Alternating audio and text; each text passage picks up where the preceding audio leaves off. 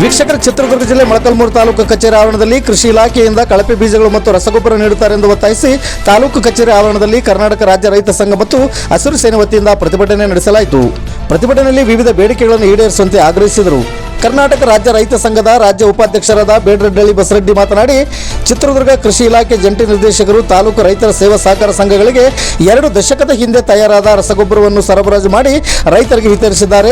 ರೈತರು ಕೊನೆ ಹಂತದಲ್ಲಿ ರಸಗೊಬ್ಬರ ಚೀಲದ ಮೇಲಿನ ದಿನಾಂಕವನ್ನು ಗಮನಿಸಿದಾಗ ಈ ವಿಷಯ ಹೊರಬಿದ್ದಿದೆ. ಈ ಸಂಬಂಧ ರೈತರು ಪ್ರಶ್ನೆ ಮಾಡಿದಾಗ ರೈತರನ್ನು ಅವಾಚ್ಯ ಶಬ್ದಗಳಿಂದ ನಿಂದಿಸಿ ಅವಮಾನ ಮಾಡಿದ್ದಾರೆ.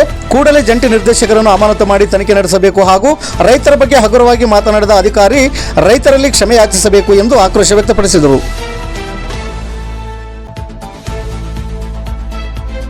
ಚಿತ್ರದುರ್ಗ ಜಿಲ್ಲೆಯಾದ್ಯಂತ ಸಹಕಾರ ಸಂಘದ ರೈತರಿಗೆ ಇದೇ ರೀತಿಯ ಗೊಬ್ಬರ ಕೊಟ್ಟಿರುವ ಗುಮಾನಿ ಇದ್ದು, ಈ ವಿಷಯವನ್ನು ಮೇಲಾಧಿಕಾರಿಗಳು ಗಮನಹರಿಸಿ ತುರ್ತು ಕ್ರಮ ಕೈಗೊಳ್ಳಬೇಕು. ಹಳೆ ಹಾಕಿ ಬೆಳೆ ನಷ್ಟವಾಗುತ್ತಿರುವ ರೈತರಿಗೆ ಸೂಕ್ತ ಪರಿಹಾರ ನೀಡಬೇಕು. ಮುಂಗಾರು ಹಂಗಾಮಿ ಆರಂಭವಾಗಿದ್ದು ಈಗಲೇ ಜಿಲ್ಲಾದ್ಯಂತ ಔಷಧಿ ರಸಗೊಬ್ಬರಗಳಿಗೆ ರೈತರು ಪರದಾಡುವಂತಾಗಿದೆ. ಎಲ್ಲ ಅಂಗಡಿಗಳಲ್ಲಿಯೂ ದಾಸ್ತಾನು ಮಾಡಬೇಕು. ದಾಸ್ತಾನು ವಿವರ ಮತ್ತು ಬೆಲೆಯ ವಿವರಗಳನ್ನು ಅಂಗಡಿಯವರು ಕಡ್ಡಾಯವಾಗಿ ನಾಮಫಲಕದಲ್ಲಿ ಪ್ರದರ್ಶಿಸುವ ಕ್ರಮ ಕೈಗೊಳ್ಳಬೇಕೆಂದು ಒತ್ತಾಯಿಸಿದರು. ಈ ಸಂದರ್ಭದಲ್ಲಿ ಸಂಘದ ತಾಲೂಕು ಅಧ್ಯಕ್ಷರಾದ ಸೂರಮನಹಳ್ಳಿ ರಾಜಣ್ಣ, ಮಲ್ರಳ್ಳಿ ರವಿಕುಮಾರ್, ಎಸ್.ಟಿ. ಚಂದ್ರಣ್ಣ, ಹೇಮಣ್ಣ, ಕೋಟೆ ವೀರಣ್ಣ, ಪಿಟೆಟ್ಟಿ ವೀರಣ್ಣ, ಗುಂಡ್ಲೂರು ತಿಮ್ಮಪ್ಪ ಸೇರಿದಂತೆ ಹಲವಾರು ರೈತ ಮುಖಂಡರು ಉಪಸ್ಥಿತರಿದ್ದರು. ವರದಿಗಾರರು ಸೋಮಶೇಖರ ಭಟ್ರಳ್ಳಿ. ಇದು ಗರುಡ ನ್ಯೂಸ್. ನಾನು ಮಲ್ಲೇಶ್ ಕಮತೂರು.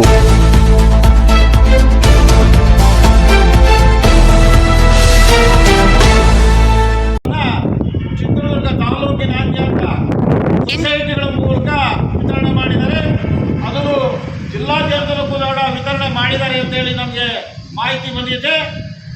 6 ವರ್ಷದ ಹಳೆ ಗೊಬ್ಬರವನ್ನು ಸೊಸೈಟಿಗಳ ಮೂಲಕ ರೈತರಿಗೆ ತಲುಪಿಸಿದ್ದು, ಆ ಗೊಬ್ಬರ ಹಾಕಿದ ಮೇಲೆ ಬೆಳೆಗಳೆಲ್ಲ ವಿಫಲವಾಗಿದ್ದಾವೆ.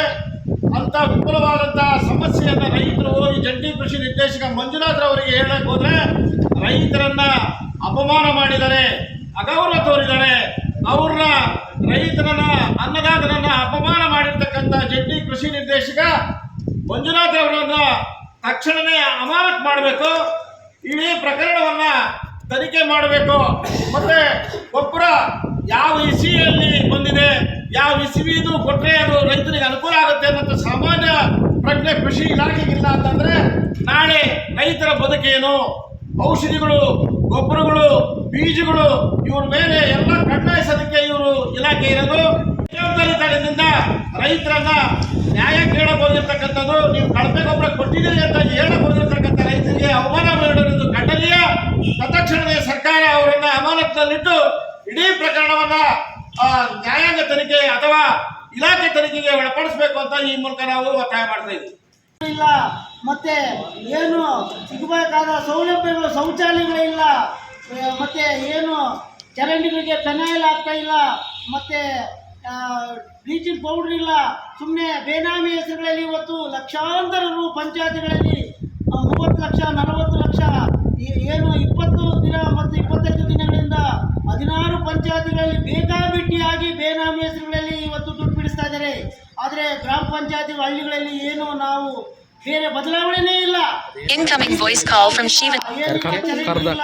ಮತ್ತೆ ಇವತ್ತು ಬೇಕಾಬಿಟ್ಟಿಯಾಗಿ ಅಧ್ಯಕ್ಷರುಗಳು ಮತ್ತೆ PDOಗಳು ಮತ್ತೆ ಮೆಂಬರ್ಗಳು ಬೇಕಾಬಿಟ್ಟಿಯಾಗಿ 16 ಪಂಚಾಯತಿಯಲ್ಲಿ 15 ಹಣಕಾಸಿನಲ್ಲಿ ಮತ್ತು ಪ್ರಮುಖ ಒಂದರಲ್ಲಿ ಸಂಬಳ ಕೊಡ್ತಾ ಇಲ್ಲ ಪೌರ ಕಾರ್ಮಿಕರಿಗೆ. ಆ ದುಡ್ಡನ್ನು ಕೂಡ ನಾವು ಇದನ್ನು ಮನವಿ ಕೊಟ್ಟಿದ್ವಿ.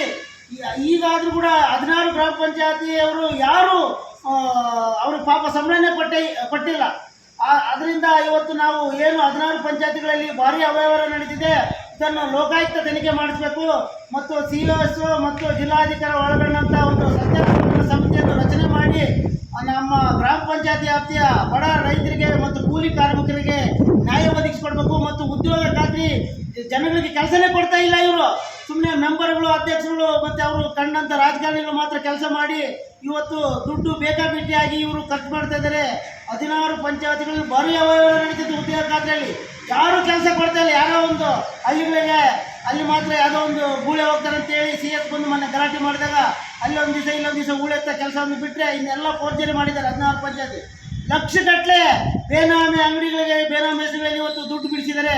ಇದನ್ನು ತಡೆಗಟ್ಟಬೇಕಂತ ಹೇಳ್ತಾ ನಾವು ಮಾನ್ಯ ತಹಸೀಲ್ದಾರ್ ಮುಖಾಂತರ ಜಿಲ್ಲಾಧಿಕಾರಿಗೆ ಮತ್ತು CS ಗೆ ಮತ್ತು ಆಯುಕ್ತರಿಗೆ ಈ ಮನವಿಯನ್ನು ಕಳಿಸ್ತಾ ನಾವು ಮುಂದಿನ ದಿನಗಳಲ್ಲಿ ಉಗ್ರ ಹೋರಾಟ ಮಾಡ್ತೀವಿ ಅಂತ ಹೇಳ್ತಾ ನಾವು ಇವತ್ತು ತಹಸೀಲ್ದಾರ್ ಮುಖಾಂತರ ಇವರಿಗೆ ನಾವು ಮನವಿಯನ್ನು ಕೊಡ್ತಾ ಇದ್ದೀವಿ.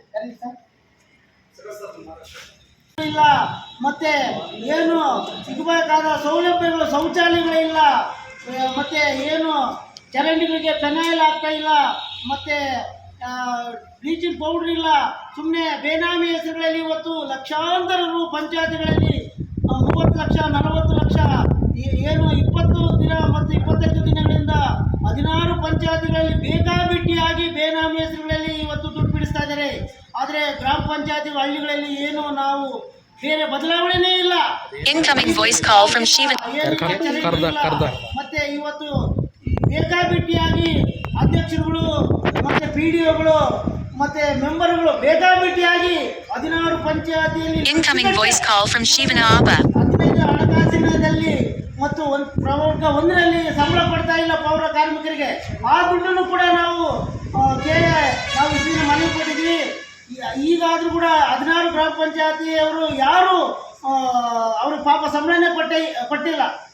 ಅದರಿಂದ ಇವತ್ತು ನಾವು ಏನು 16 ಪಂಚಾಯತಿಗಳಲ್ಲಿ ಭಾರಿ ಅವ್ಯವಹಾರ ನಡೆದಿದೆ, ಇದನ್ನು ಲೋಕಾಯುಕ್ತ ತನಿಖೆ ಮಾಡಿಸಬೇಕು ಮತ್ತು COS ಮತ್ತು ಜಿಲ್ಲಾಧಿಕಾರಿ ಒಳಗೊಂಡಂಥ ಒಂದು ಸತ್ಯಾಗ್ರಹ ಸಮಿತಿಯನ್ನು ರಚನೆ ಮಾಡಿ ನಮ್ಮ ಗ್ರಾಮ ಪಂಚಾಯತಿ ವ್ಯಾಪ್ತಿಯ ಬಡ ರೈತರಿಗೆ ಮತ್ತು ಕೂಲಿ ಕಾರ್ಮಿಕರಿಗೆ ನ್ಯಾಯ ಒದಗಿಸಿಕೊಡ್ಬೇಕು. ಮತ್ತು ಉದ್ಯೋಗ ಖಾತ್ರಿ ಜನಗಳಿಗೆ ಕೆಲಸನೇ ಕೊಡ್ತಾ ಇಲ್ಲ. ಇವರು ಸುಮ್ಮನೆ ಮೆಂಬರ್ಗಳು ಅಧ್ಯಕ್ಷರುಗಳು ಮತ್ತು ಅವರು ಕಂಡಂಥ ರಾಜಕಾರಣಿಗಳು ಮಾತ್ರ ಕೆಲಸ ಮಾಡಿ ಇವತ್ತು ದುಡ್ಡು ಬೇಕಾಬಿಟ್ಟಿಯಾಗಿ ಇವರು ಖರ್ಚು ಮಾಡ್ತಾ ಇದ್ದಾರೆ. 16 ಪಂಚಾಯತಿಗಳಲ್ಲಿ ಭಾರಿ ಅವ್ಯವಹಾರ ನಡೀತಿತ್ತು ಉದ್ಯೋಗ ಖಾತ್ರಿಯಲ್ಲಿ. ಯಾರು ಕೆಲಸ ಕೊಡ್ತಾ ಇಲ್ಲ. ಯಾರೋ ಒಂದು ಹಳ್ಳಿಗಳಿಗೆ ಅಲ್ಲಿ ಮಾತ್ರ ಯಾವುದೋ ಒಂದು ಗೂಳೆ ಹೋಗ್ತಾರೆ ಅಂತೇಳಿ CS ಬಂದು ಮೊನ್ನೆ ಗಲಾಟೆ ಮಾಡಿದಾಗ ಅಲ್ಲೊಂದು ದಿವಸ ಇಲ್ಲೊಂದು ದಿವಸ ಗೂಳೆತ್ತ ಕೆಲಸವನ್ನು ಬಿಟ್ಟರೆ ಇನ್ನೆಲ್ಲ ಫೋರ್ಜರಿ ಮಾಡಿದ್ದಾರೆ 16 ಪಂಚಾಯತಿ. ಲಕ್ಷಗಟ್ಟಲೆ ಬೇನಾಮಿ ಅಂಗಡಿಗಳಿಗೆ ಬೇನಾಮಿ ಹೆಸರುಗಳಲ್ಲಿ ಇವತ್ತು ದುಡ್ಡು ಬಿಡಿಸಿದ್ದಾರೆ. ಇದನ್ನು ತಡೆಗಟ್ಟಬೇಕಂತ ಹೇಳ್ತಾ ನಾವು ಮಾನ್ಯ ತಹಸೀಲ್ದಾರ್ ಮುಖಾಂತರ ಜಿಲ್ಲಾಧಿಕಾರಿಗೆ ಮತ್ತು CS ಗೆ ಮತ್ತು ಆಯುಕ್ತರಿಗೆ ಈ ಮನವಿಯನ್ನು ಕಳಿಸ್ತಾ ನಾವು ಮುಂದಿನ ದಿನಗಳಲ್ಲಿ ಉಗ್ರ ಹೋರಾಟ ಮಾಡ್ತೀವಿ ಅಂತ ಹೇಳ್ತಾ ನಾವು ಇವತ್ತು ತಹಸೀಲ್ದಾರ್ ಮುಖಾಂತರ ಇವರಿಗೆ ನಾವು ಮನವಿಯನ್ನು ಕೊಡ್ತಾ ಇದ್ದೀವಿ. ಮುಂದಿನ ದಿನಗಳಲ್ಲಿ ಉಗ್ರ ಹೋರಾಟ ಮಾಡ್ತೀವಿ ಅಂತ ಹೇಳ್ತಾ ನಾವು ಇವತ್ತು ತಹಸೀಲ್ದಾರ್